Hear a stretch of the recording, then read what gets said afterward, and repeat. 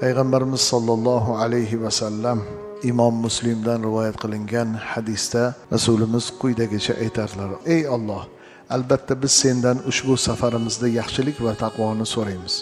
Safarga chiqayotgan odam mana shu duoni arabiysini bilmasa-da ma'nolari bilan kifoyalanadi. Ey Allohim, albatta biz sendan ushbu safarimizda yaxshilik va taqvoni so'raymiz hamda sen rozi bo'ladigan amallarni nasib etishingni tilaymiz. So'rov shunday bo'lyapti: Ey Alloh, bu safarimizni bizga yengil qilgin va uning uzoqligini biz uchun yaqin etgin. Ey Alloh, sen safarda sohibsan va ahlda xalifa, o'rinbosardirsan. Allohim, sendan safarning mashaqqatlaridan mahzun bo'lib qaytishdan hamda ahl va molda yomon manzara bo'lishdan panoh so'rayman.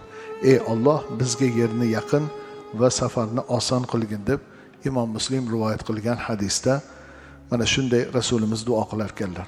Demak, Alloh taolodan safarga chiqayotganda amniyatni so'rash, Alloh taologa ushbu safarni taqvo bilan o'tishini Alloh taolodan so'rash, molini, ahlini omonat qoldirayotganda Alloh taoloning himoyachisi bo'lishini Allohdan so'rashlik bu duoda bu katta bir odob ekanligini bizlarga Rasulimiz sollallohu alayhi vasallam namuna qilib ko'rsatdilar.